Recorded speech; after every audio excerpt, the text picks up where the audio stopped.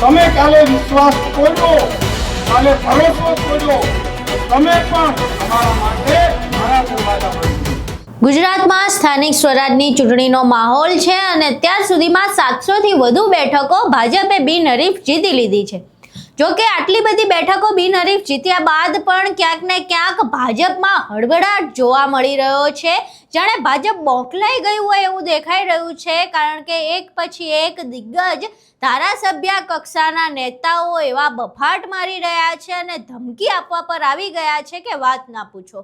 હવે કયા નેતાએ જનતાને ધમકી આપી છે તેના વિશે વિગતે ચર્ચા કરીએ. નમસ્કાર, તમે જોઈ રહ્યા છો ચક્રવાત ન્યૂઝ. હું આપની સાથે હેમલ.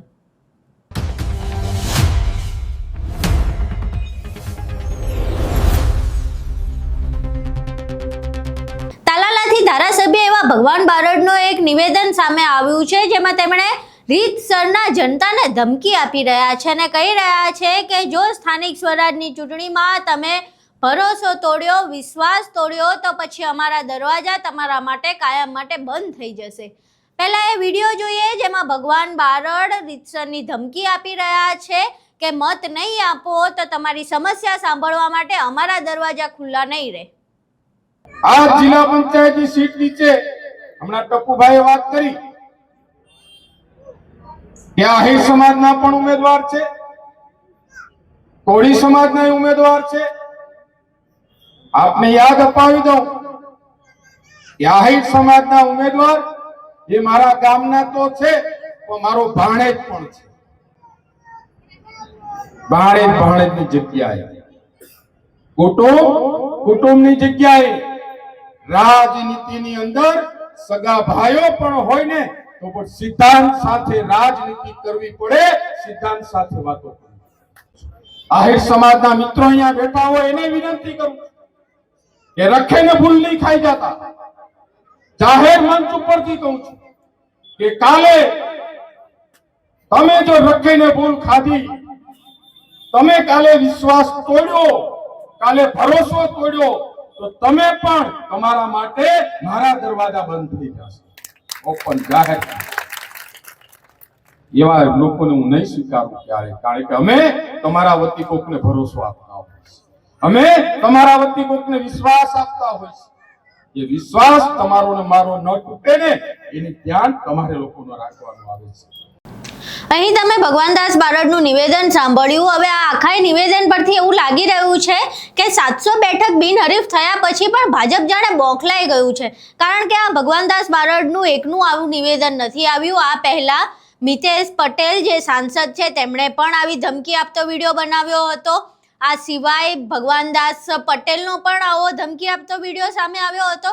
એટલે ક્યાંક ને ક્યાંક એવું લાગી રહ્યું છે કે જે નેતાઓ પહેલા વોટ માંગવા માટે ભૈસાબ બાપા કરતા હતા, લોકોને કગરતા હતા કે ભાઈ અમને વોટ આપજો, અમે તમારું કામ કરી આપશું, અમે તમારી મુશ્કેલીનું સમાધાન લાવશું, પરંતુ હવે આ ટ્રેન્ડ બદલાઈ ગયો છે. હવે તો કયા ભૈસાબ બાપા કરવાના ને સેના સમાધાન માટેના વાયદા કરવાના, હવે તો નેતાઓ સીધી ધમકી આપી રહ્યા છે કે જો મત નહીં આપો તો જે થાય છે એ કામે નહીં થાય. હવે ભાઈ આ લોકોને કોણ સમજાવે?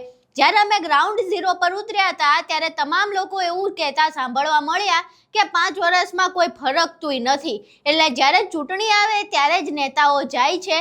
હવે ચૂંટણી ટાણે તમે જ્યારે જાઓ છો ત્યારે તો કમસે કમ આ લોકોની વાત સાંભળો, ત્યારે તો આ સામાન્ય જનતા શું કહે છે, તેમની સમસ્યા શું છે એ જાણવાનો પ્રયાસ કરો. કમસે કમ વોટ માંગવા માટે ખોટા વાયદા તો કરો કે અમે કરી આપશું. આ સીધી ધમકી ઉપર આવી જવાનું કે મત નહીં આપો તો કામ નહીં કરીએ, મત નહીં આપો તો દરવાજા બંધ થઈ જશે, આ તો કોઈ રીત છે? પરંતુ જાણે લોકતંત્ર ખાડે જવા બેઠું હોય ગુજરાતમાં એવા દ્રશ્યો દેખાઈ રહ્યા છે. નેતાઓને હવે કોઈ મતની પડી નથી, પરંતુ ધમકી પર આવી ગયા છે. 700 બેઠક બિનહરીફ થયા બાદ કદાચ આ પાવર આવી જાય એમાં કોઈ નવાઈ પણ નથી. પરંતુ હાલ જે પ્રમાણેના વિડીયોઝ એક પછી એક આવા દિગ્ગજ નેતાઓના સામે આવે છે એ લોકતંત્ર ઉપર એક મોટો પ્રશ્ન ઊભો કરે છે કે શું આવી રીતે હવે આગળની ચૂંટણીઓ થવાની છે? તો પછી હવે જનતાએ જોવું રહ્યું કે તેમને કોને મત આપવા છે અને કોને શાસનમાં બેસાડવા છે, કારણ કે હવે ભૈસાબ બાપા કરતા નેતાઓ ધમકી ઉપર આવી ગયા છે.